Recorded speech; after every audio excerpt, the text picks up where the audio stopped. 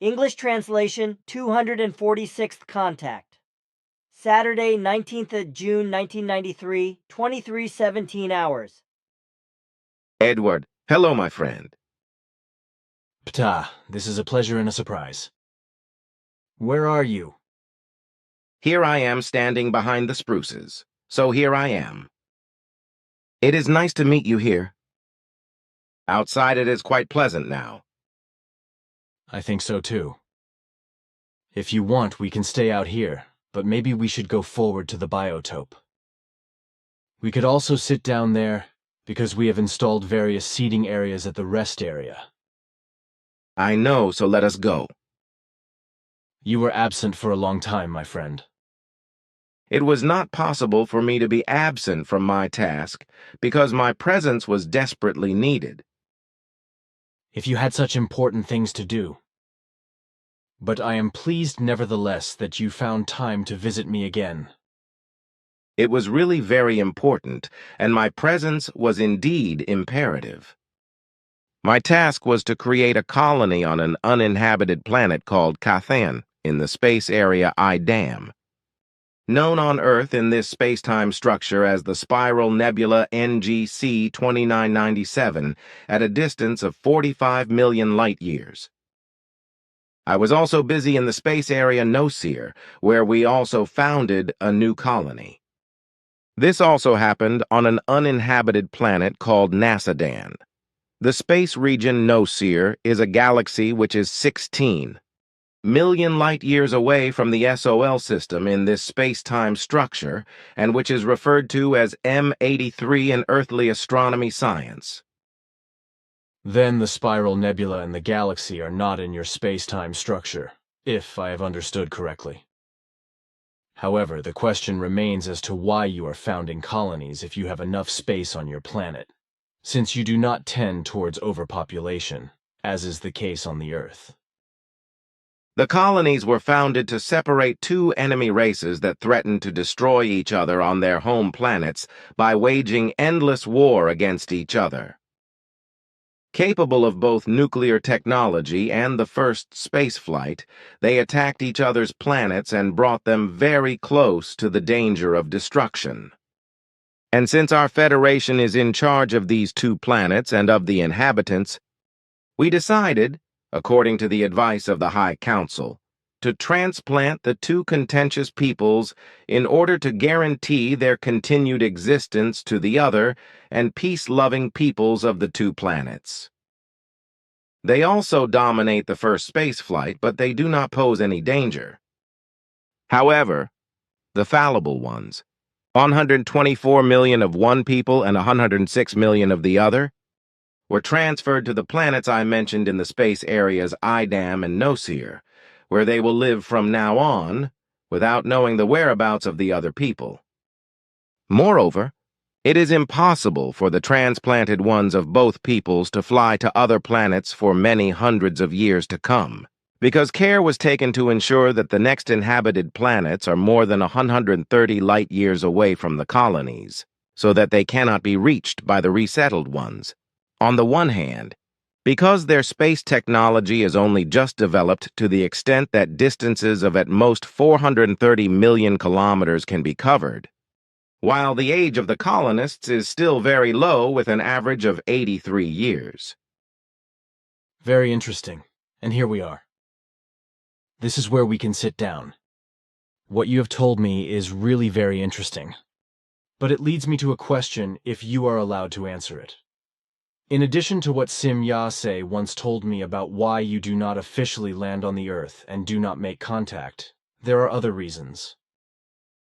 You yourself once told me, in confidence, that you still had certain directives that you had to obey, but that were not allowed to be officially talked about at that time.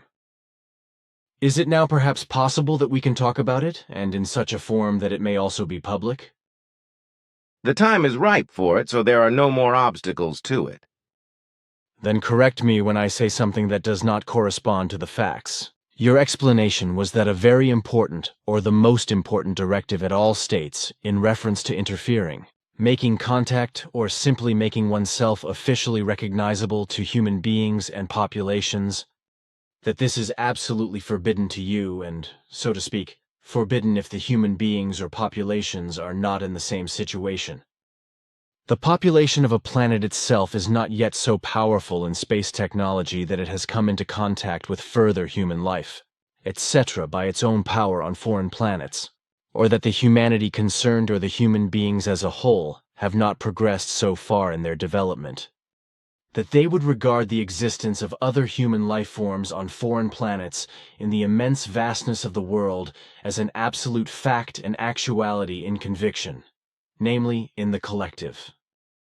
If therefore only individual humans or smaller or larger groups are of this conviction, then the possibility of an establishment of contact, etc., is not given, because the knowledge and the conviction must collectively concern the entire humankind. Is that correct? What you say corresponds exactly to the meaning of our main directive with regard to making contact, interfering and making oneself known in public form with regard to human beings and populations of planets, whose technology or knowledge does not yet correspond to the value of a decisive spaceflight to other human forms of life, or that the state of general knowledge and the conviction of human beings is not yet so far advance that uniformly and collectively the knowledge of the existence of further human life on foreign planets is given in the vastness of the cosmos. Thank you. But how about your visit to Simya, Say, and Ascot, etc.? Were you there? And were you able to bring me the medals? My daughter sends you good and dear greetings, equally Ascot and Nera and all the others you know there. Also, Quetzal and all others send you their greetings. Soon it will be so far with our new technology that you can visit my daughter. And of course I brought you the metal samples. They are already in 2 small containers in your workroom, in the white box next to your typewriter. Please remove them from the container so I can take them back. The multicolored metal is a still unfinished alloy, which, as with us, is also used by Ascot's people in the Dahl universe as a thin coating for all types of flying objects and flying devices. With the other and shining silver metal, it is almost pure silver, which forms one of the basic materials for the alloy, which consists of 2 further parts of copper and nickel. I will put some more of the silver pieces in your workroom in the next few days, so you can sell some if you are willing. Buyers can certainly be found for this, because who on the earth already owns a piece of silver from a foreign universe? That should not be possible, my friend, because on the one hand, they would not believe me, and on the other hand, they would accuse me of fraud and take me to court. How could I also prove that the metals really come from the Dahl universe? That is simply impossible here on the Earth. Quite apart from the fact that even a piece of metal the size of a needle's head from a foreign universe on the Earth is practically priceless. Your concerns might actually be of correctness. I had not thought of that in any manner. But I will still bring you the little remainder and put it in your workroom. Thank you very much. If I may harass you with some questions? Of course. All these years we have talked very often about sightings of extraterrestrial aircraft, and about those humans who claim to have contact with extraterrestrial life forms, and even with extraterrestrial humans. The rule being that many sightings only correspond to imaginations or deceptions, while alleged contacts with aliens are only bragging, lying, swindle, charlatanism, and fraud, with a few exceptions where terrestrial humans were practically forcibly contacted by extraterrestrial beings, most of the time making those contacted helpless, after which they were subjected to tests and investigations. In one issue of a magazine, various reports are listed in which Germans claim, "We also met the aliens." I had this issue of magazine 2000 picked up for you so that you could see it. Was that possible for you? Certainly. The magazine was handed over to me as well as the video film about the TV show of Rainer Holby.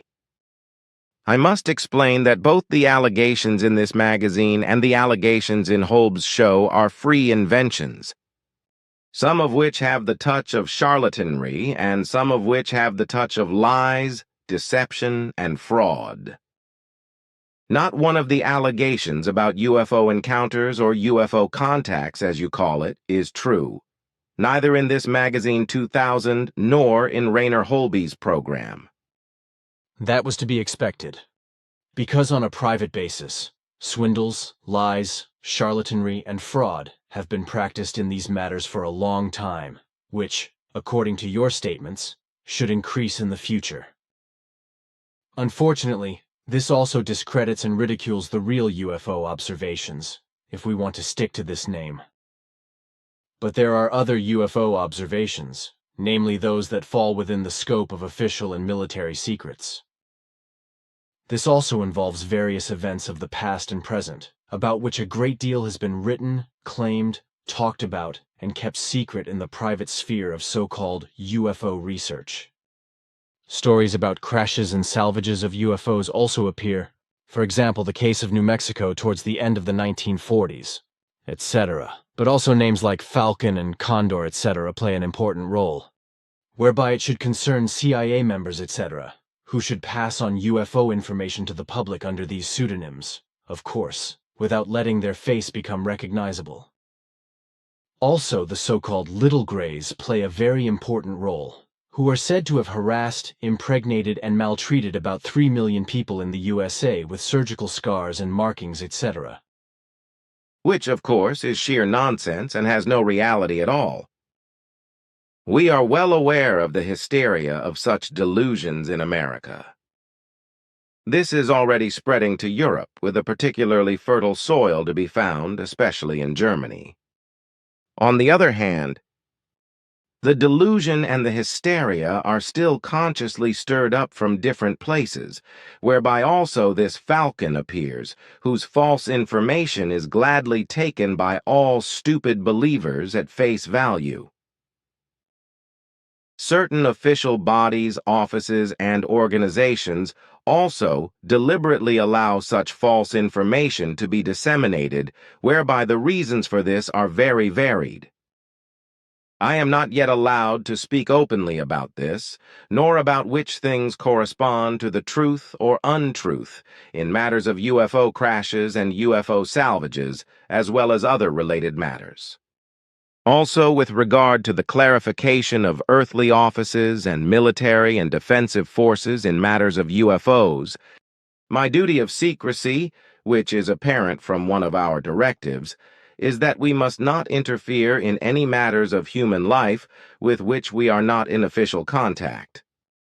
So we must also keep in mind that we must not decipher secrets that are kept by earthly authorities, government officials, security organizations, the military, etc., which secrets the earthly authorities and military as well as security organizations guard, etc., regarding interests of allegedly extraterrestrial aircraft and humans, etc., must, according to our directive instructions, remain their secrets, which we do not have the right to air.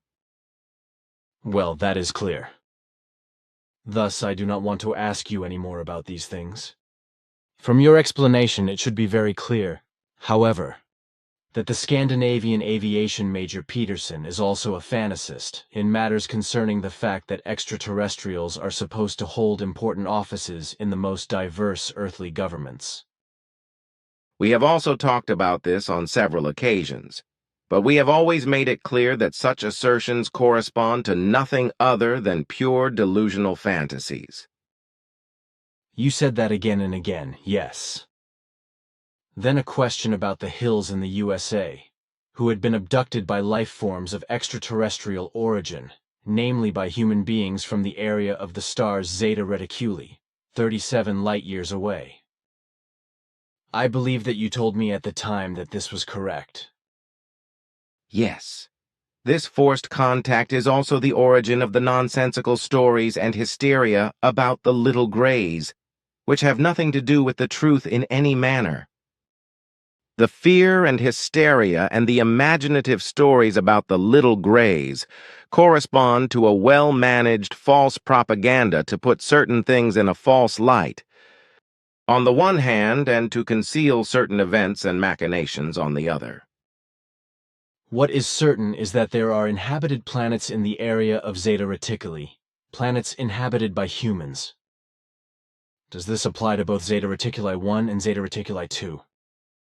This is true, but we do not maintain any contacts with the local inhabitants, who are not even aware of our existence, which we have been observing for several millennia. However, our interests do not lie in establishing contact with the life forms of those areas, since they do not yet possess certain forms of development that would be necessary for establishing contact. Probably in reference to your directives. That is right. Then another question. The magazine 2000, which has already been discussed, claims that the AIDS epidemic is a disease caused by researchers, whereby the German pop singer Christian Anders, who has now adopted the fantasy name Lanu, which supposedly means pupil of the esoteric sciences, is particularly strong for this assertion. He calls himself a theosophist as a follower of Helena Blavatsky. His incredibly absurd nonsense in reference to the development of the AIDS epidemic is that the WHO, the World Health Organization, had planned and produced AIDS in order to practically destroy the overpopulation of the Earth, etc. What do you think? Absurd nonsense, as you already said. A long time ago, we talked thoroughly about the real origin and development of the AIDS epidemic and clarified the facts of the truth. I know, but while we are at it, will the AIDS epidemic continue to spread and get worse? And what about Earth disturbances, storms, volcanic eruptions, and earthquakes, etc.? The increase in the AIDS epidemic will take on ever greater forms, as will natural disasters. Thunderstorms, droughts, floods, volcanic activity, and earthquakes will continue to increase, even if there is some peace in one case or another at the moment. And what do you say about the atrocities in former Yugoslavia? It is not worth saying more about this, nor about the irresponsibility and ridiculousness of the UN, nor about all those who oppose this force's peacekeeping operations like NATO in the style of Hainick's multinational peacekeepers. Whoever is against it is a denier of responsibility and a hangman of humankind. Only by the production and employment of multinational peacekeeping troops can the earth be finally pacified. What about the UNO, the NATO, and the different individual countries like, for example, Germany and America, etc.?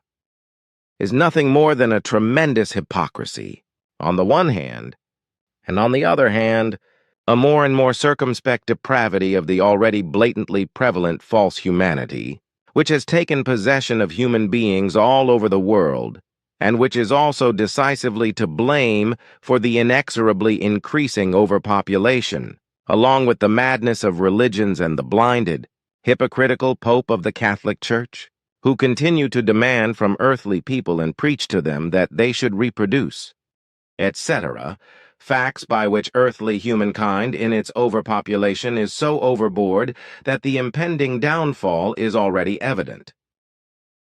In 1978, I wrote the book Existent Life in the Universe, which we will soon be able to print and produce as a book. As the last chapter, I named and described the problem of overpopulation on the Earth. We have now turned this chapter into a small script entitled The Battle of Overpopulation. It is the same work that I sent in 1956 to all European radio stations and to all editorial offices of the most renowned newspapers in Europe, America, Asia, and Africa, but never received an answer. The writing at that time was a bit different in reference to dates, etc., because these were different at that time, but on the whole, it is the same writing.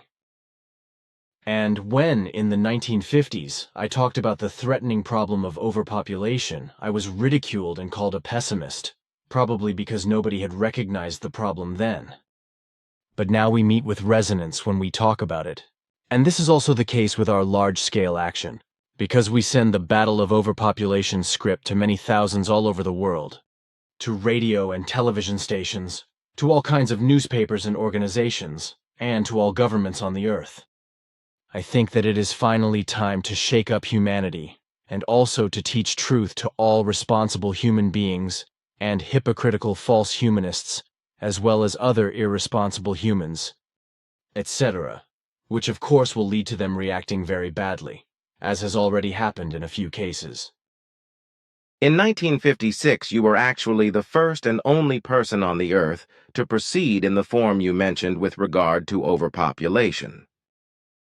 But in fact, you have not been paid any attention and you have been exposed to ridicule. Neither radio nor newspapers have reacted, nor have governments or organizations. I can remember it very well, and your writing has been well known to me since then.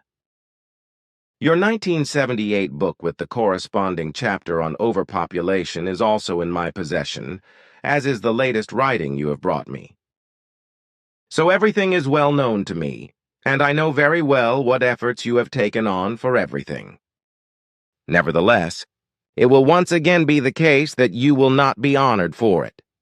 Because, as usual, other and glorious earthlings will dispute your honor with the assertion that they recognized the overpopulation problem long before you and tried to tackle it. For my part, however, I know that you already discussed these problems with Sfath when you were still a boy, and nobody had yet recognized the threat of growing overpopulation. And if you now again spread your writing and go against the overpopulation, then this is really urgently necessary and about time. So you are really doing it. Today I have much better possibilities for this, in terms of the production of the writings, as well as the finances and other help provided mainly by the core group members.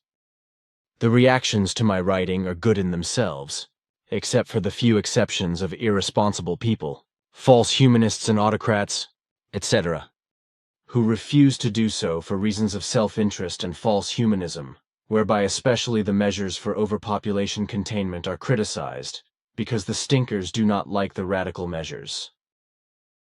But the fact that only rigorous radical measures can really help to prevent the final catastrophe really cannot be argued about. For my part, I have calculated that it would take 100 years to reduce humanity to a level of 2.5 billion 2,500,000 humans through the radical measures mentioned in my writing, if natural deaths are added to this. Today, according to your data, we have 5.8 billion 5,800,000 human beings on the Earth, while the statisticians of Earth humans claim that it is only their 5.5 billion 5,500,000. But to reduce this mass by radical measures would only bring the mentioned success if it was started immediately. But the radical measures, as these are called in the battle of overpopulation, would have to be carried out really rigorously, and from now on unrestrictedly, in order to then be adhered to as long as humankind on the Earth would have only 529 million, which corresponds to the mass that can be nourished by Earth without problems and in abundance. I agree with your interpretations. Well, then we can talk about something else again. My question refers once more to alleged contacts of Earth humans with extraterrestrials, whereby the specific is directed at claims which, in my opinion, sound quite ridiculous. Apart from the approximately 3 million humans in America who were allegedly harmed by extraterrestrials and subjected to all kinds of tests, whereby many women supposedly developed pregnancies, and the little Greys allegedly then stole the hybrid children after the birth. After the tests, the kidnapped and harmed Earth humans would have often suffered from pain and complained about operation scars and burn marks, etc. In addition, however, cows and cattle are also said to have been outrageously massacred by the little Greys, and namely also in the thousands and millions, whereby the beasts were allegedly also missing various organs, and, at the same time, mysterious things are said to have occurred as well. This, of course, does not correspond to the truth. but to an unbelievable nonsense, which fanatical or otherwise incapable UFO and ghost believers only too gladly want to recognize as real truth and believe in it rock solidly, although not a word of the whole dizziness corresponds to the truth, which is very consciously invented and controlled by certain agencies for deception and scaremongering in order to achieve certain goals. In addition to these agencies and persons, however, there are still many UFO fantasists, most of whom are burdened by sectarianism, who self-harm their bodies by giving themselves wounds and burns, etc., implanting crystals or pieces of metal in their flesh and leaving everything scarred, in order to then claim that they have been abducted and harmed by extraterrestrials, to which the scars and burns, etc., would testify. Incompetent hypnotists who then subject such persons to so-called truth hypnoses, then claim that the information given in hypnosis by the hypnotized would unfailingly correspond to the truth, because hypnosis could not lie. However, it is never taken into account that a person in a hypnotic state can tell and pronounce the worst lies just as untraceably as is the case with the so-called technical lie detectors, without the specialists being able to recognize the lies, because the technical devices of this kind on the Earth are still so imperfect that they can be outwitted with simple and inherent human means.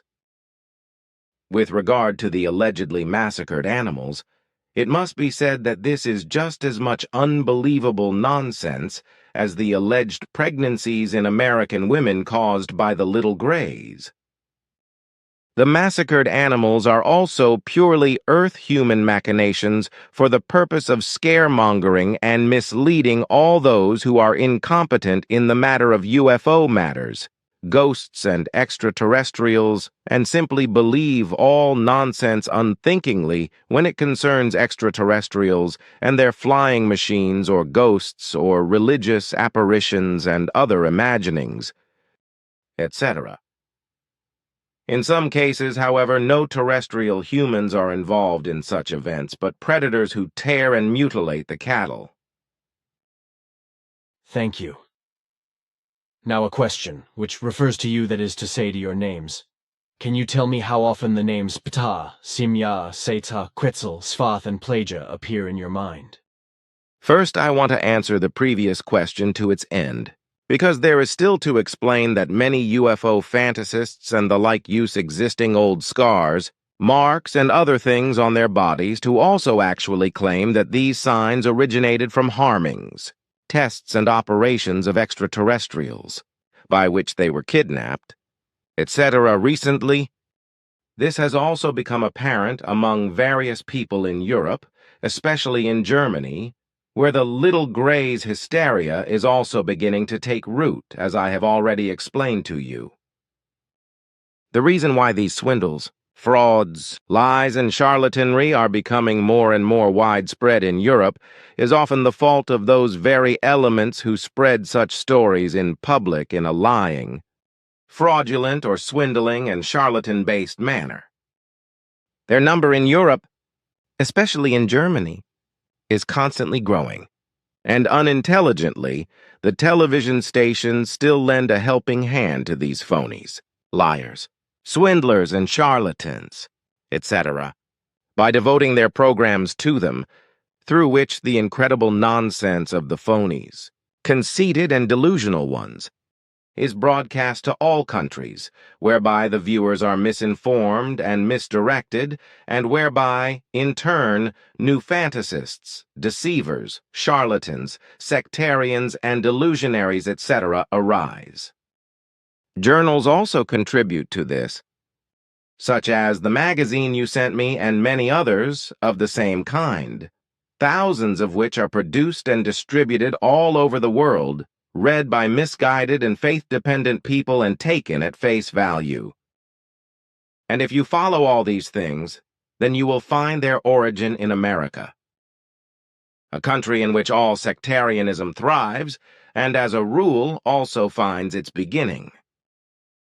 and a country in which innumerable people have fallen in love with the most diverse forms of sectarianism in such a manner that their belief in it no longer allows any truth to come into its own.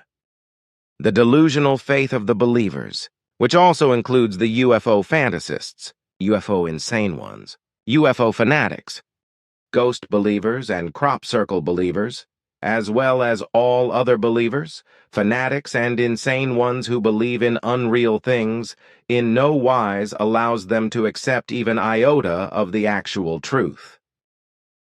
They all want to be deceived because they are not stable and not mature enough to take their lives into their own hands. Truthfully, they seek the entire responsibility in higher levels. With a God, with angels and saints, as well as with spirits and extraterrestrials, etc., to whom they are so firmly attached in faith that any attempt to explain the truth to them is almost hopeless. The same thing, also taken over by U.S. America, is spreading more and more also in Europe, whereby in this respect the whole European continent is already seized by it, respectively the human beings living on this continent. Originally, all this rests in the freedom of the people and the individual, which was misunderstood by the Americans, from which the unbelievable self-estimation of the Americans was formed, whereby they are of the assumption that they are the best and most authoritative people on the earth. This is also expressed in all those cases in which the Americans interfere in the dealings with foreign peoples and countries, to which they have no right whatsoever, nor in the advocacy and practice of the death penalty.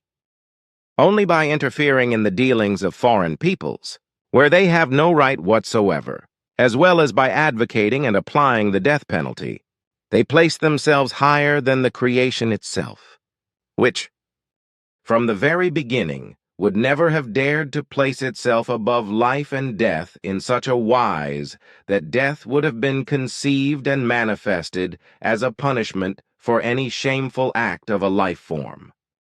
With the mere advocacy and application of the death penalty both for criminal acts and for political machinations, etc., the Americans rank themselves higher than the creation itself, thus blaspheming creation.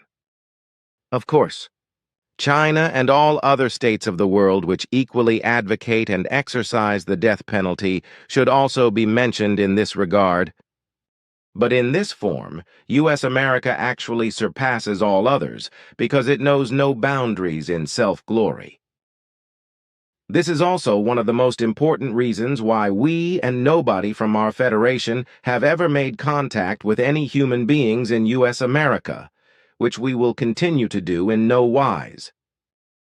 We were satisfied with the attempt at that time, where we wanted to get in touch with the American government, but which we had to abort already in the beginning, because the megalomaniac and high-handed demands of all those who had been approached in the USA and were involved in the attempt were simply unfulfillable and unacceptable.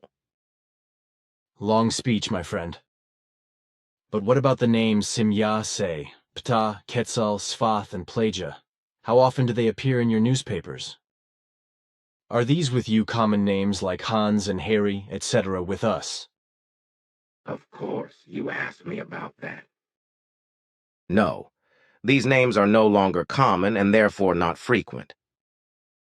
The names you mentioned only appear once each, so for my daughters Simya, Say, and Pelagia, as well as for me, Ptaah and Quetzal. The name Sfath no longer exists at all. So it is the same case with these names as it is with the names of your children, and with some of the children of your group members who have chosen old names from your name books for their descendants. Then the names only exist once in your entire Federation. That corresponds to the meaning of my words. And how is that possible? The names mentioned have been handed down and preserved in our family and in Quetzal's since ancient times, because they have historically important meanings. This is limited to our family and Quetzal's family. All other families and people of our home planet era have different and more modern names.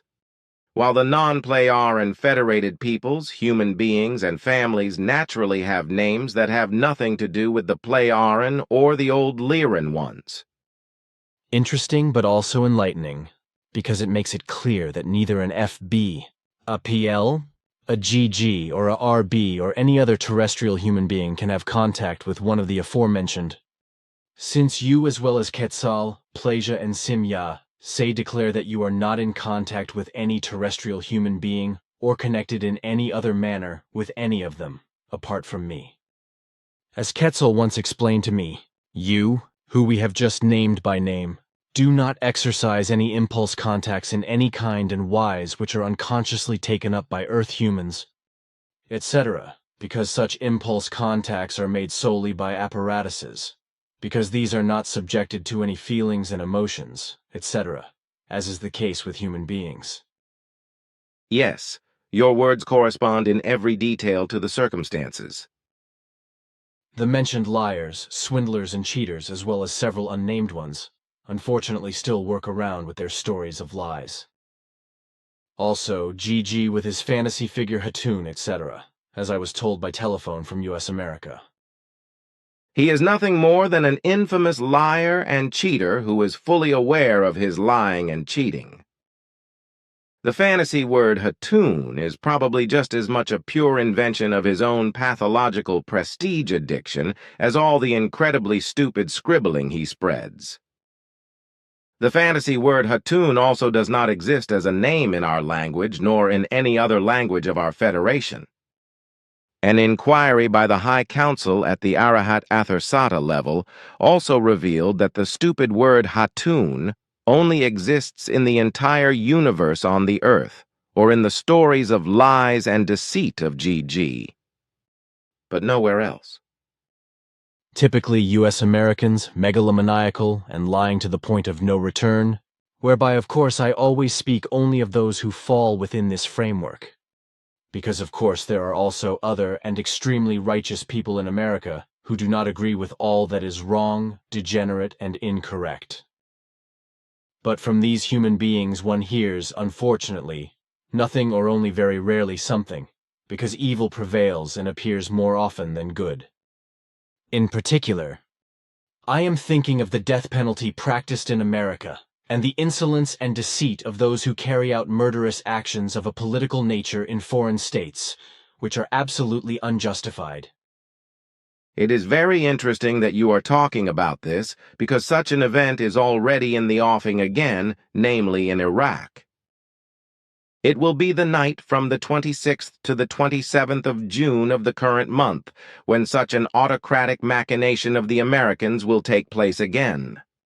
As years ago the Israelis invaded Iraq with fighter bombers and allegedly bombed nuclear plants being built there and earned the praise of the misguided world, the Americans will play the same game in the night from the 26th to the 27th of June, under the guise of a retaliatory strike against Iraq, for a murder plot against former President George Bush by the Iraqis at the time of the Gulf debacle. The truth is that the coming event is an autocratic and megalomaniac act of revenge by the Americans, especially President Bill Clinton, because several of the rulers feel hurt in their autocracy. The Americans will fire 23 cruise missiles, and so Raketen at the Iraqi intelligence headquarters in Baghdad, but some will miss their target and kill innocent people. A typical American act of megalomania and autocracy of vengeance, injured false pride, and injured autocracy and false liberty as expressed blatantly by the practice of the death penalty in America. Self-righteously, they take the false liberty and the false right to practice cowardly and treacherous justice and to destroy human lives, to destroy much, and to practice vindictiveness. If that had happened during the Gulf War, which will happen in 8 days, then everything could have been considered a justified retaliation and an inevitable consequence of the war, as well as an act of emergency. But what will happen next Saturday night has no more justification because it is only a pure autocratic and megalomaniac act of revenge. Well said, but now something completely different. At the beginning of my contact with Simya-se, I once asked her about the mammoth, which lived on the Earth until about 8,000 years ago, whereby North America, in particular, is to be mentioned in this respect, where it finally appeared in smaller herds. Simya-se said at that time that the mammoth was the only form of life that had teeth that were directed in different directions, one large curved tooth pointing upwards and the other downwards.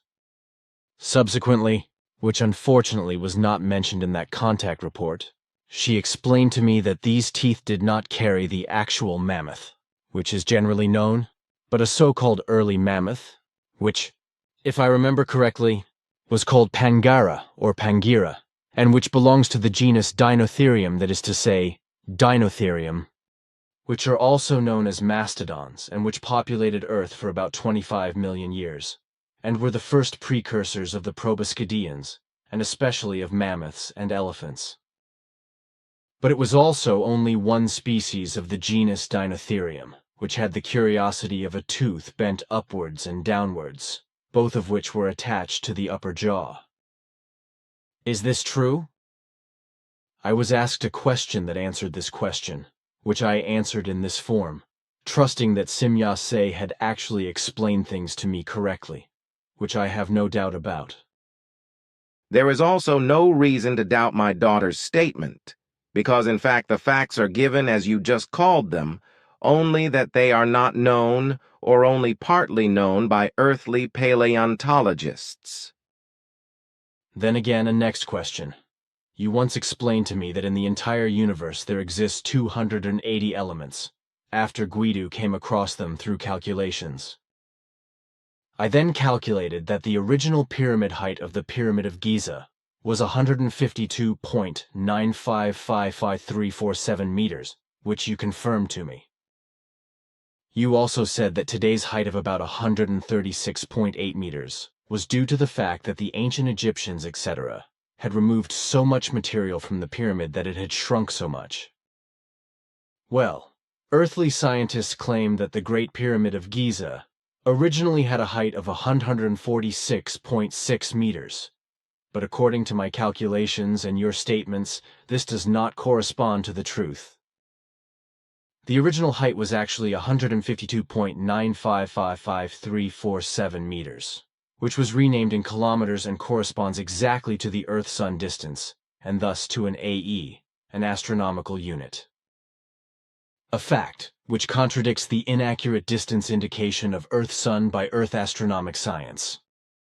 Interesting is now the further computation, which I made at that time, namely that from the exact pyramid height and/or from the exact Earth-Sun distance Earth-Sun, and with the number of the total elements of 280, today's very exact speed of light can be calculated.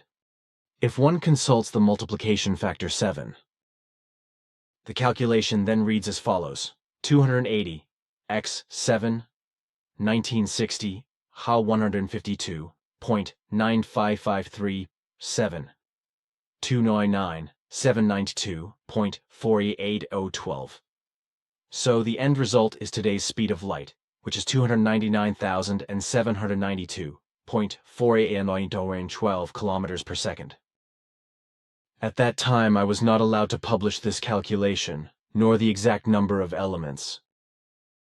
The question is now whether these calculations made by me must still be subject to secrecy, or whether one may speak openly about it now.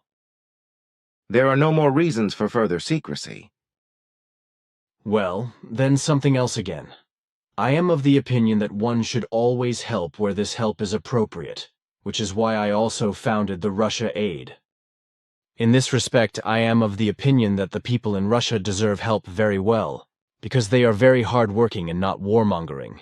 They also strive very hard for a very good education and for knowledge and the acquisition of foreign languages, etc., etc., which cannot be said, for example, of the Americans who have an extremely poor education, both in professional and in general education, and only very rarely master a foreign language. The same can also be said of certain other countries, but only to a much lesser extent.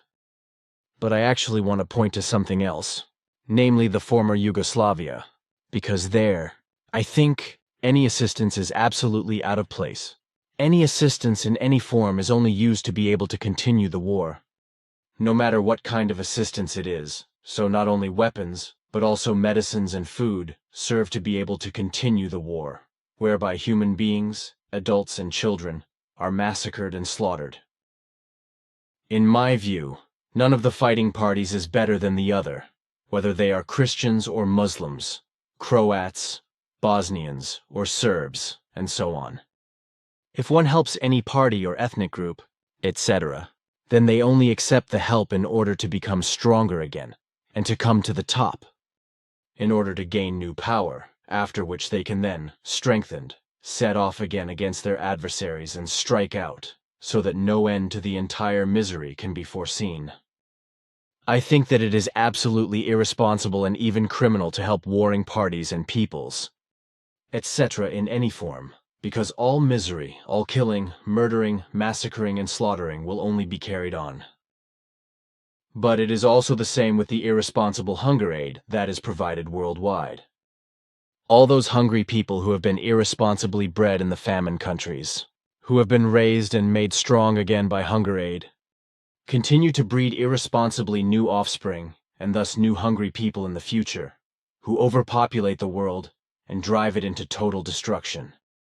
Thus people are bred in catastrophic numbers, who cannot help themselves in any manner and cannot feed themselves, who produce epidemics and many deaths, who destroy the whole world in every respect and increase all misery without support, in order to finally flood those countries, which show a lower population density and a certain life security for their own population. All this really should not be helped in any manner, because it is absolutely life-destroying and criminal. Aid should be given alone where it is appropriate and only in a manner that is appropriate for people to work and earn their own living. I can only agree with your remarks in every respect. Then another question, which refers to the third global conflagration, to the Third World War. For a long time there was always talk about the threat of a third world conflagration, and that it was almost inevitable. Towards the mid-1980s, however, you increasingly let it be known that the danger of a third world war had been contained. On the one hand, because of our peace meditation, which is carried out by many billions of people of your federation together with us. And on the other hand, because you let certain impulses work on the terrestrial human beings, which inspired them to think more sensibly. What about the danger of a third world war today? At present, no facts point to such a threatening event. And if the entire guidelines of earthly governments and human beings in general, which are given in this regard, continue to keep and develop within the given framework, then the danger of a third world conflagration might be contained for the time being. The terrestrial human, however, is still tremendously fickle, domineering, autocratic, and unsteady, which is why it is not absolutely certain that a world conflagration will not be triggered again in the time to come. It is now urgently necessary that multinational peacekeeping troops are finally created according to the Henoch system, which immediately and promptly intervene worldwide, always and immediately in every country, and create peace and order. Where wars or revolutions threaten or break out, or where despots and dictators, etc., drive their inhumane being. But these troops should also be responsible for fighting crime and organized crime, and for ensuring that all measures to be taken to combat overpopulation are strictly adhered to. We have already talked about this in a different context. Thank you. My next question relates to the freezing or shock freezing of all kinds of life forms. If, for example, a person is shock frozen for any reason, perhaps to overcome time, etc., then I assume that this person is in a kind of apparent death. This means, however, that the spiritual form does not leave the body, but remains in it until the time when the body is revived. Am I right in my assumption? To my knowledge, you yourself have used such methods in the past, have you not? That is correct, as is your explanation. If the body of a material form of life would die through shock freezing, etc., or simply be abandoned by the spiritual form, then this spiritual form would not return to the corresponding body again, but would enter the afterlife realm, from where it would then enter an absolutely new body again for the purpose of reincarnation. Once a spirit form has left a body, it never returns to the body it has left, but without exception selects only the new body destined for the next life. This also clarifies the stupid assertions of all those who say that they themselves or others have been clinically dead, seen the afterlife, etc., and yet have returned to the deceased body and revived it again. This is nonsense if it is assumed that clinical death can be equated with actual death. The truth for such assertions is truthfully that the supposedly deceased were only in the state of a false death, in which the spiritual form remains in the body while the material consciousness works underground, generating dreams, visions, etc. Apparent deaths are usually declared clinically dead by earthly physicians, but the whole body truthfully lives on only in a tremendously slowed-down functional state, which earthly physicians are not yet able to determine. Then this is also clear. For some time there has been talk that radio telephones are dangerous for humans because of the radio waves. Is this really the case? Or is it once again an attempt by certain elements to ruin the lives of radio telephone owners? I also have one in my car, as you know, which is why I want to be sure if it can damage my health. Radio waves are indeed harmful to human health, as is the case with animals and plants. Strong radio wave transmitters can damage life forms of all kinds over very long distances, including mature trees and elephants as well as whales, if they are hit by the radio waves. In addition to the pollution of the environment of known species, a certain radio wave interference plays a part in the so-called tree death, which is partly to blame, especially where the radio waves occur more frequently or in a concentrated manner, such as at locations or within the range of strong radio wave transmitters, etc. In particular, the antennas of such transmitters or receivers are the most important factors in this respect because they are the source of destructive and damaging forces. This is a fact which also applies to electric current and thus to electrical installations such as transformers, lines, generators and devices as well as apparatuses to a lesser or greater extent, which is why humans should not be in the direct vicinity of such technical achievements and should not live near them for long periods of time. The stronger the systems, etc., the greater the safety distance must be calculated, which can be several kilometers for a power plant or a large transformer system, for example. Antennas for radio waves can, depending on the strength of the transmission or reception range, spread their damaging or even destructive effect hundreds of meters or even a few kilometers away through the swinging waves that transport the dangerous forces within themselves. When life forms, and especially humans, are hit by these forces, they react just as much as animals and plants of all kinds. Among many other health-damaging manifestations, the consequences of being struck by these forces are tumors, such as cancer, abortions, cardiac arrhythmia, immunodeficiency symptoms, psycho, and circulatory disturbances, damage to vision and hearing, as well as brain damage. This applies wherever strong forces are transmitted to life forms by the electromagnetic swinging waves, including in the case of radio telephones, where the transmission of forces via the antenna is not very far-reaching. So, in the case of smaller devices, it is sufficient to keep the antenna approx. 16 centimeters away from the head in order not to be hit directly by the damaging forces. If antennas of radio telephones or radios as well as TV sets, etc., are brought into the direct area of the head, The head and brain organs warm up because the antenna forces, penetrating from outside, produce a heat generation which is not beneficial to the head and brain organs, but very harmful.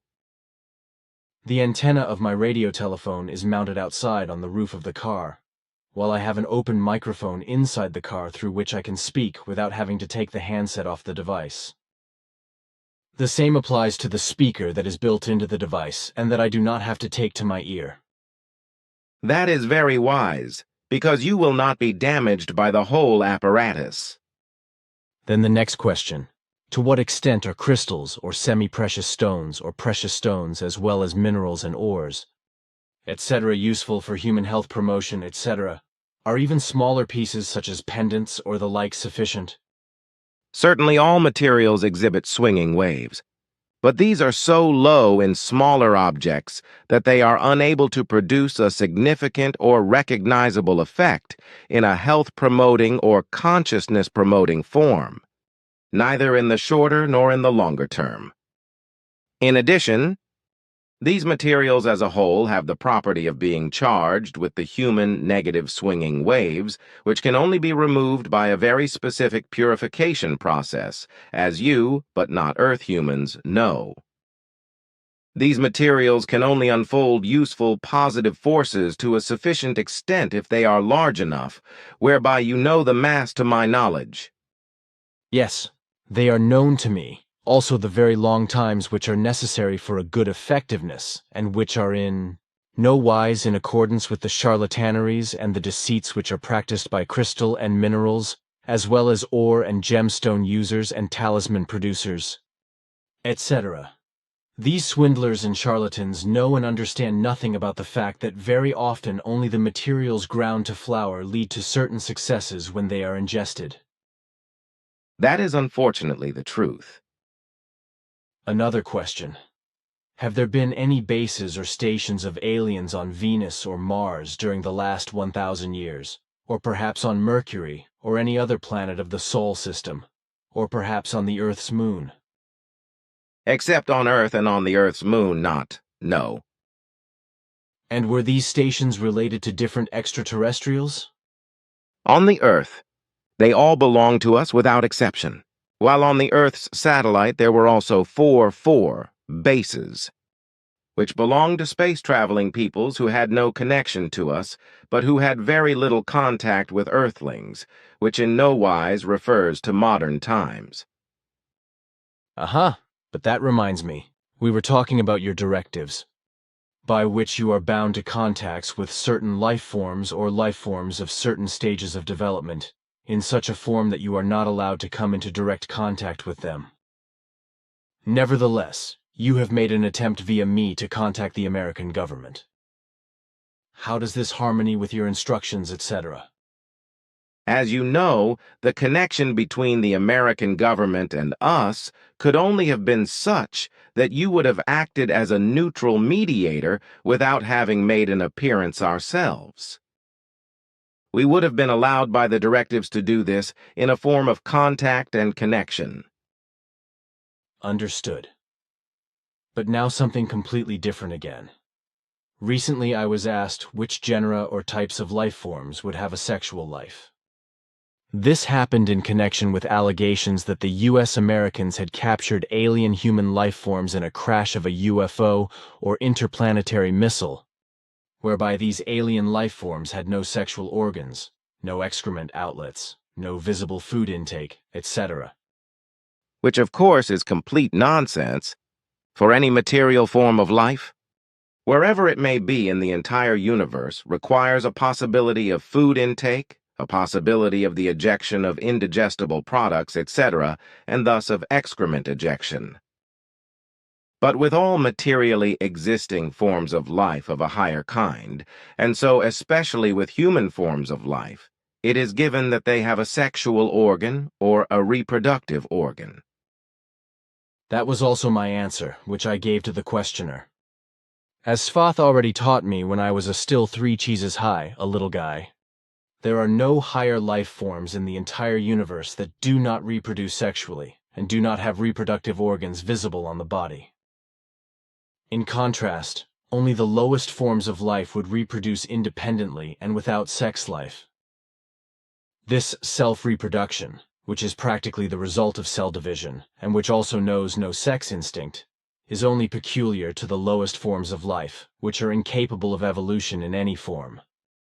Higher or higher forms of life, however, such as the terrestrial human being, or even more highly developed humans of extraterrestrial origin, have all visible sex or reproductive organs, and all these alone are capable of evolution in any form.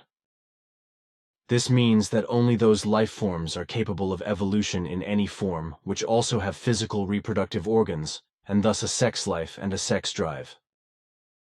It is also these forms of life alone which can adapt organically and physically to the ever-changing nature and environment in such a manner as to conform to it. A certain intelligence is also associated with this development, which is naturally graded according to the form of life in question.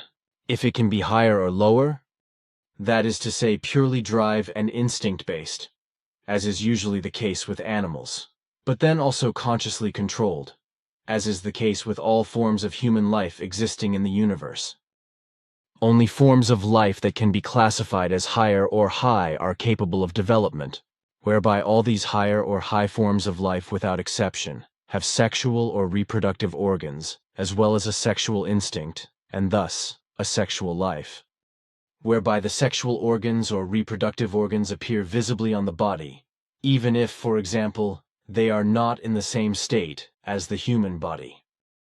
When, for example, a human life form should already have evolved to such an extent that a transfer of semen from the male to the female life form, affected by the power of consciousness, can be carried out, but this is not customary, not even among those capable of this, but only in certain cases as an exception. Svath also explained to me that in about 20% of all existing life forms in the universe as a whole, they have to be classified as higher or high, and that without exception they also have sexual organs and exercise a corresponding sexual life. Even all highly developed human life forms that still have a material body. The other 80% correspond only to low and lowest forms of life, which are not capable of sexual reproduction, and also do not have any sexual organs and therefore cannot reproduce sexually, nor can they evolve. Their proliferation occurs solely through cell division, which is only characteristic of the lower and lowest forms of life, although mutations may occur as a result of certain influences in the cell division process. Your words need no further explanation, for they are correct in every detail and detailed enough to be understood in good form. Then a question about the blood groups in humans.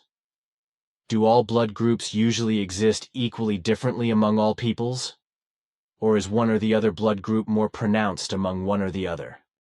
The natural rule is that a certain blood group is always predominant among a certain people, whereas mixed blood groups appear only among mixed peoples, whereby such mixed peoples can often no longer be recognized as such in recent times, because their mixing already took place in ancient times.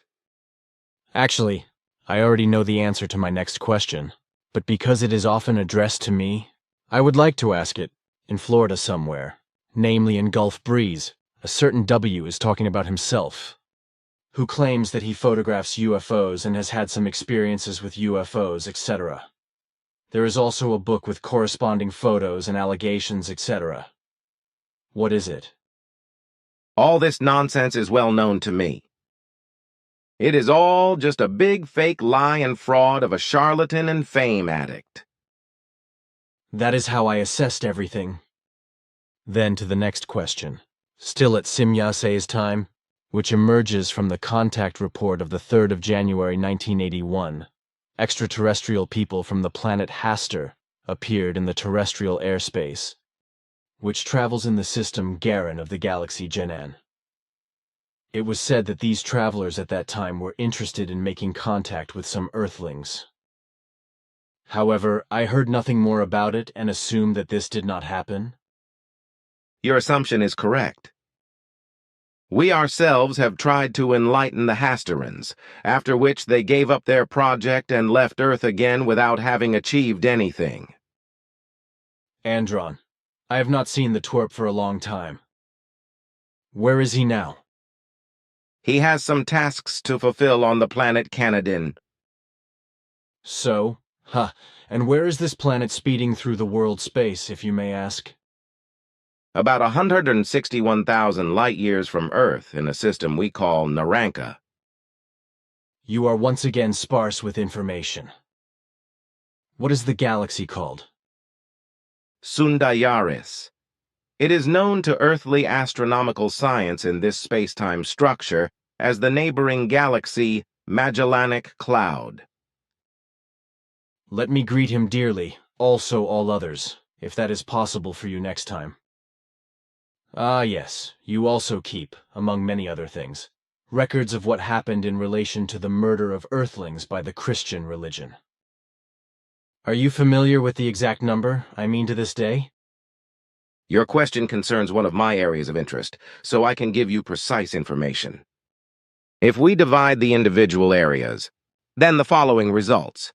With regard to the direct influence and the direct guilt of the Christian religion, whereby Catholicism in particular must be mentioned as the main guilty factor, as for example by the Inquisition and church courts, etc. According to our records since the existence of the Christian church and religion, 62,214 people have been murdered by them. By the 31st of December 1992, a further 37,817 people had lost their lives as a result of Christian religious wars, in contrast to 28,104 by all other religions, whereby in the case of these other religions it does not refer to the period from the year 1 AD to today, but to the period of the last 3,000 years. With regard to delusional and fanatical acts of murder resulting from Christian religious aspects, 12,716 people have been murdered since the existence of the Christian religion of each category, in contrast to 8.2 million of all other religions and sects, etc., for 3,000 years. It is clear from this that the Christian religion in its main lines and with all its hundreds of sects is the predominantly bloodiest religion on the earth, which finds no parallels at all. By delusional and fanatical acts of murder, you mean acts of murder through human beings who are religiously delusional or fanatical, etc., in order to clarify the matter. That is right. Well, thank you. Then my next question. In certain things since my breakdown in 1982, I have some gaps in my knowledge that I cannot simply close again. Which is understandable, for you were not only closer to death than to life, and this for several years, but you also suffered an amnesia, through which you lost a great deal of knowledge, but which you corrected again to a great extent through your incredible efforts of reworking almost all abilities and all knowledge. So, if there are still some small gaps, it is a miracle that they are not bigger. For my part, I have to admit, I would not have been able to perform this tremendous feat. You are too kind with your praise. So please do not do that and answer me the following question. When creation was created by the Big Bang, it must have been that the explosion speed was much higher than just 147 times the speed of light. In my opinion, the first velocity, the center explosion expansion speed, if I may call it that, must have been the speed of creation, and 10 to the power of 7,000 times the speed of light. Otherwise, it would not have been possible that the enormous vastness of the universe could have come into being. That is right, or? Of course. Of course. Really cannot be any different. But how long did this speed last? In my opinion, it must have been just 1 second, or even just 1 nano-moment. Because if I consider that creation is able to cross the whole universe with one thought due to its 10 to the power of 7,000 times the speed of light practically in a nano-moment, or even in no decompression time, if I may call it that, then my assumption should actually apply. It should be noted, however, that the explosion started from a center and spread ovoidally, so that the nano-moment for 10 to the power of 7,000 times the speed of light only applies to the radius. while in reality the double expansion must be measured from the center, because during the nano moment, the universe spread ovoidly to all sides. So a nano moment to all sides in an ovoid frame. It is amazing again and again how you can put the facts and things together again, although you had lost the corresponding knowledge through amnesia. Amazing. Beautiful. I am glad that I was right in my considerations. Which unfortunately cannot be said of earthly astronomers who still claim that the universe is only 1820 billion 18,000 to 20,000 years old, and that they have advanced to the ends of the universe with their research. All of them have no idea that the universe is divided into 7 belts, and that they are so far-reaching that they can never explore them with their primitive means.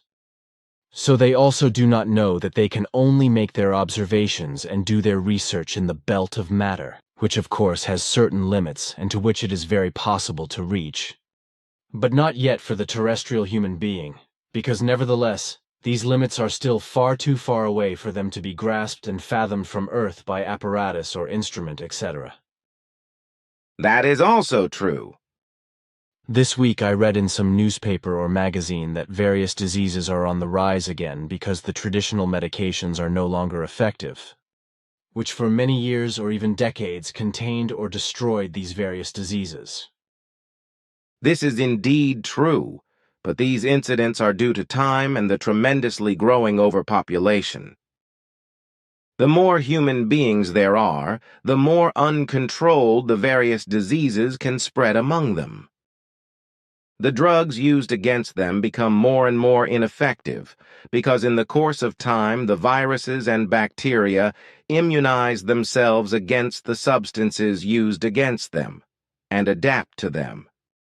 This in turn results in a mutation of the viruses and bacteria, etc., which develop new attack techniques against the body and against the organs, which as a rule have no means of defense against it, because the immune system itself must first create new defense bodies, which can act effectively against the mutated attackers. This is all an inevitable consequence of overpopulation, against which nature is beginning to defend itself, whereby traditional and very effective medicines are slowly but surely becoming completely useless against diseases that could previously be effectively combated and contained. Thus, old and long since contained diseases break through again and spread rapidly. In the near future, this will lead to an overabundance of diseases long believed to have been eradicated, as well as to the increasing ineffectiveness of well-tried medications. Even new epidemics can no longer be prevented, which will slowly enter the terrestrial human race.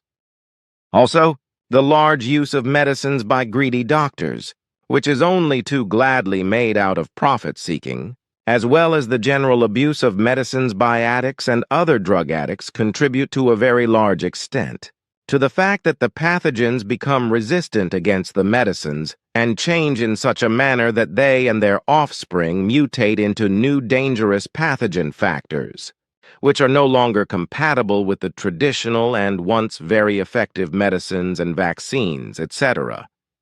This also applies to Legionnaire's disease, which is caused by Legionella and is usually fatal for humans. These are pathogens which, as a result of too lax attention and inadequate disinfection, as well as obvious negligence on the part of the human beings responsible, who are to be found in all branches of medicine and in all their auxiliary personnel, have been able to appear, especially in ventilation and air conditioning systems, etc., and which are also responsible for the death of the human being, are the main breeding grounds of dangerous pathogens, from where they spread everywhere and infect people where they are offered this opportunity, such as in hospitals and other places where ventilation and air conditioning systems are available. The ideal temperature for these pathogens is between 25 and 60 degrees Celsius. Even diseases that are specifically located in other countries, such as malaria, etc., are spreading more and more, and also in mutated form in countries where these diseases originally had no significance whatsoever. Especially international transport companies as well as tourist companies are to be blamed for this, as well as the tourists themselves. Through transportation and tourism, as well as by refugees, asylum seekers and emigrants, etc. Pathogens are carried and brought into countries which were not originally affected by these diseases or did not contain any pathogens of these diseases. In addition to the diseases themselves, their pathogens as well as insects and other vermin-carrying pathogens are also smuggled in and transmitted to humans and animals. However, the mixture of the peoples is to be also mentioned, whereby also hereditary factors cause changes, by which humans become ever more susceptible to any kind of pathogens, and thus to diseases. Mixing peoples is not as harmless as the average citizen and those responsible and scientists, etc., assume. It is therefore never the language of the matter, even when the problem of mixing peoples is raised, which is becoming more and more apparent as a result of the rapid increase in overpopulation. The fact that the immune system is reduced in its power when people of different peoples mix is largely unknown to those responsible on the earth and to scientists, as well as to the normal people. If the mixing is carried out on a small scale, if, for example, here and there two people of genetically different peoples or races mix, as in the case of marriage, etc., then this does not carry much weight, even if immune system weaknesses are already recognizable there, if one researches them carefully. But if the mixing takes place on a larger scale, for example, since decades by the nature of seasonal workers and other foreign workers, as well as by refugees, asylum seekers, immigrants and tourists, etc., then the problem already becomes a farce, because not only immune system weakness, but also false humanism and many other evils arise from it, not to mention the inexorably rising mass of the overpopulation, which is a growing and ever more nutritious soil for all evils, destruction, annihilation, degeneration of all kinds, and for all kinds of diseases. The fact that allergies, tuberculosis, plague, malaria, AIDS and other venereal diseases, as well as cholera and many other plagues, epidemics and diseases have been on the increase again for a long time, and are epidemic-like is therefore not surprising if all the aspects connected with them are carefully examined and considered. That is true, is it not? Of course, there is not the slightest doubt about that. Of course not. It is the same with the wood tick, too. With the ticks, I mean. These have also become more aggressive in recent decades, and today many more of these animals are infested by viruses and bacteria that are more dangerous to human beings than was the case in the past. Sometimes the pathogens transmitted by the wood ticks are so aggressive that not only the health of humans, but even their lives can be threatened, as is the case with flies and mosquitoes, etc., who inject their victims with a blood-thinning liquid through their stinging, boring trunks, which serves to enable the animals to suck the blood at all, because it is normally too viscous. But it is precisely this blood-thinning fluid that is injected into the victims, and in this case into the humans, by viruses and bacteria that are dangerous to their health. Contrary to this, it should occur somewhat differently with ticks, as I have read, because with these the viruses and bacteria should be located in the inner organs, which should only reach the body of the victim when the wood tick is crushed by finger pressure or tweezers, whereby the organs burst, and the pathogens only then reach the victim through the trunk of the tick. A medical version that does not seem very obvious to me, because I myself had a completely different experience. I was not only bitten very often by mosquitoes and biting flies, but also by malaria mosquitoes, spiders and ticks, whereby I did not squeeze the ticks with my fingers or tweezers when removing them, but logically scrape them with a needle on the trunk and head, and thus remove them. Nevertheless, I suffered from infections that I had to treat with antibiotics, drugs that are becoming more and more ineffective and lose their effect more and more against all those diseases, etc., which could be treated very well and with great success in the past. Of course, it is absurd to claim that ticks would only transmit the viruses and bacteria contained in them to the human body if they were squeezed by finger or instrument pressure. Because truthfully, they already release bacteria and viruses through the bite alone, which get into the body of the victim. But the victims do not always have to be humans only, because animals can also be the victims, especially through ticks, which usually appear more and more frequently in the grass and on the bushes of forest edges, but also through mosquitoes, flies and horseflies, of which no one actually speaks, although they can also carry and transmit disease carriers, quite apart from the fact that their appearance alone is a plague for humans and animals. Which also corresponds to correctness. Well, then we can turn to something else again. On the Earth, there are about 6,000 languages worldwide, as well as about 2 or 3 artificial world languages, or world auxiliary languages, or universal languages, like the Volapük, the Esperanto, the Edo, the Interlingua, and the Novial. Not 2 or 3, but 5 of them, if I may correct myself. But what is actually the meaning of my words is that only 2 or 3 are still in use, but not popular.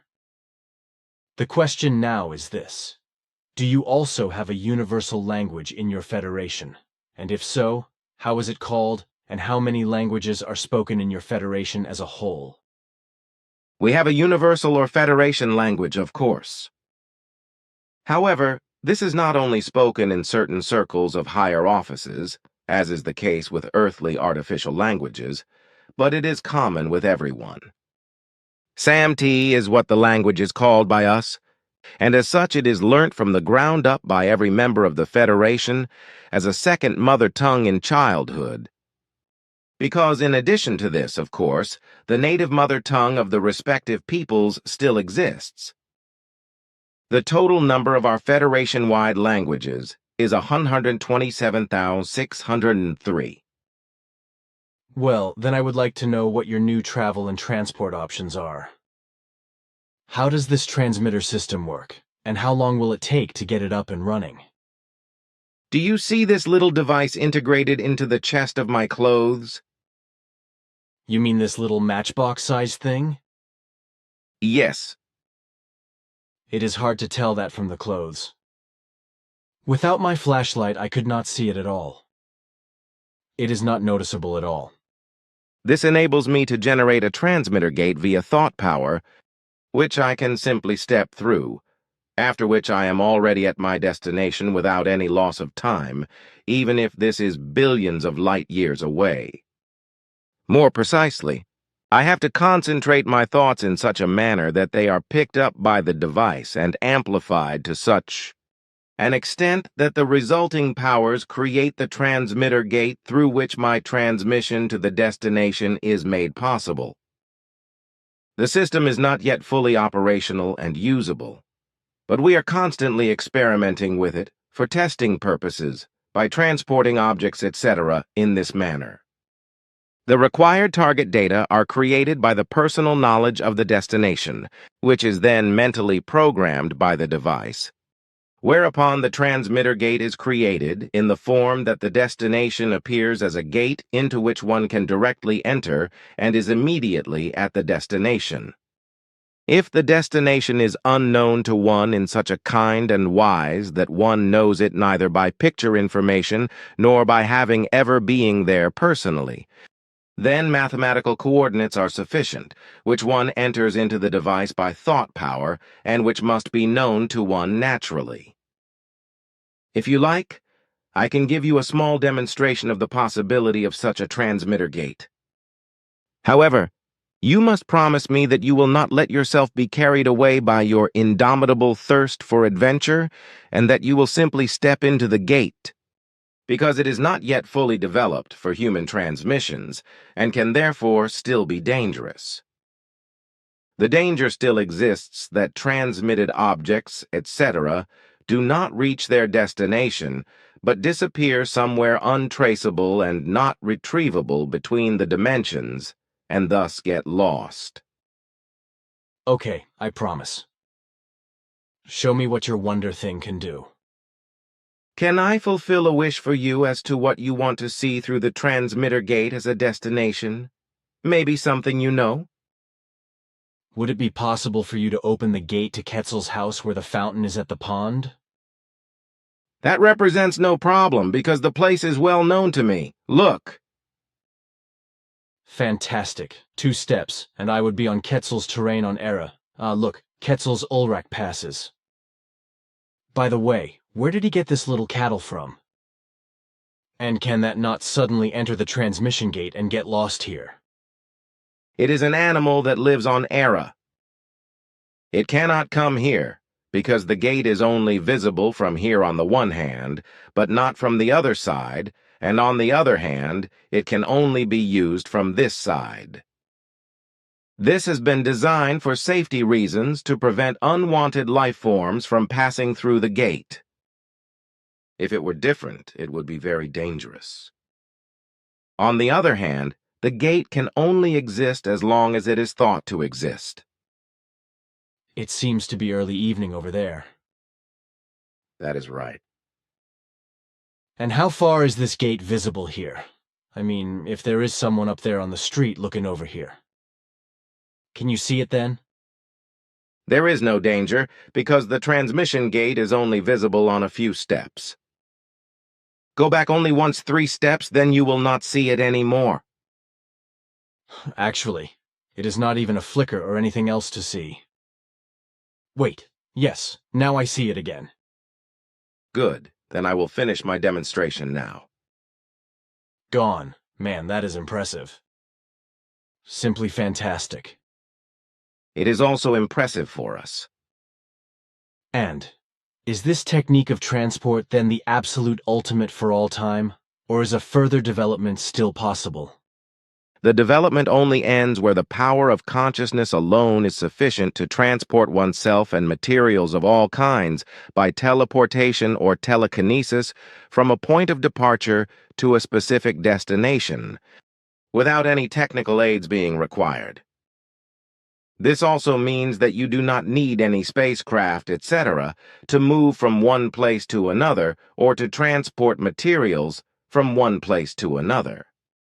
The next development, however, will be to find and use the means to move from one place to another without a transmission gate, and to do so solely by the power of thought, which is technically amplified in such a manner that teleportation can be carried out that can bridge billions of light years, as well as the technology of transmitters that is now emerging.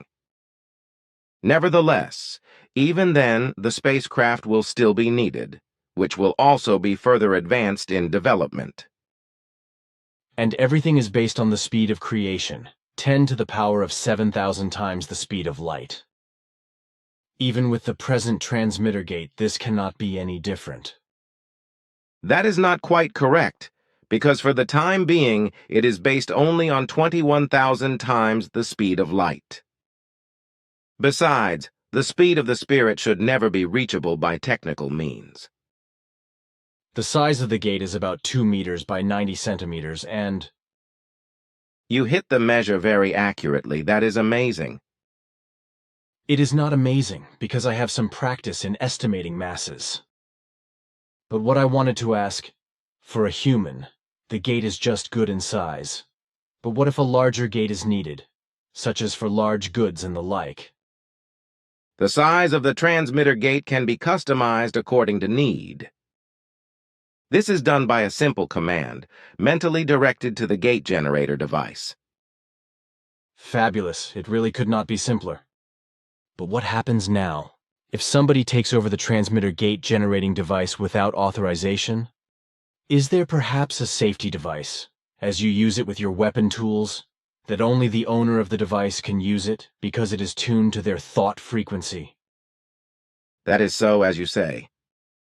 This alone guarantees the best possible security, so that no one can use the devices for unfair and nonsensical purposes without authorization. Should they fall into unauthorized hands for any reason, if we are active on worlds whose human beings cannot yet be expected to use such devices? As is the case on Earth, for example, yes? That is right. Well, now you also have devices and the like, which look like a simple piece of metal or plastic, etc., without these being recognizable as devices or instruments, but in which there are high-quality super mini electronics, which again are not recognizable as such if you cut the metal or the plastic, because everything is poured into each other. Is there not the possibility that through some circumstances the truth can be found out? This danger does not exist, not even on the Earth. Because in order to be able to fathom this technology, earthly scientists would have to have knowledge and technology that would be 7,500 years in the future for them. That means that over the last 18 years you have made progress approaching 4,000 years, right? It is 216 years more, yes. But this can only have happened through the friends of Asket's people. If I see the matter correctly, namely those friends who are ahead of Asket's people by about 4,000 years, that is to say 4,216 years in technological development. That is also true, but I must enlighten you about the fact that also the peoples of the Estrish Asket have attained the entire higher development of the 4,216 years. Powerful news, my friend. But you have never told me that you have made such tremendous progress in the development of technology. You never asked for it either. That again also corresponds to the truth. But can I ask you again about the weather, the droughts and floods, earthquakes, volcanic activity, forest fires, storm surges and storms, etc.? So ask your question. There are actually two of them, if you take it exactly. How will all the effects and impacts of the things I have mentioned unfold in the future?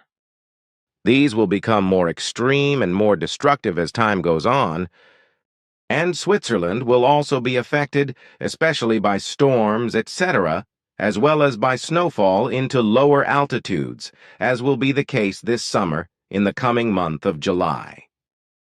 In a few days' time, the conditions for climate change will begin all over the world, with droughts in one area and floods in the other, while forest fires will occur elsewhere, and they will become more frequent.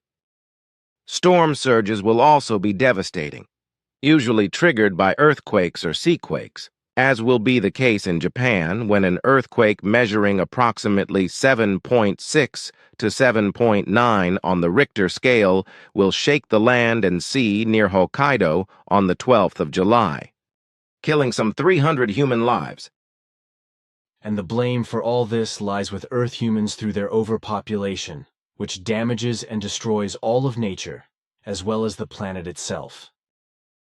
The Earth begins to defend itself more and more against this human madness, but nevertheless, nobody pays attention to it. The irresponsible ones of all classes even claim that all these events are in no wise related to overpopulation. This is also true, but what was your second question? I wanted to ask you if you could give some information for the second half of the year. If you wanted to give some predictions? There is not enough time, because I have to say goodbye now if you do not have some personal questions that I can answer briefly.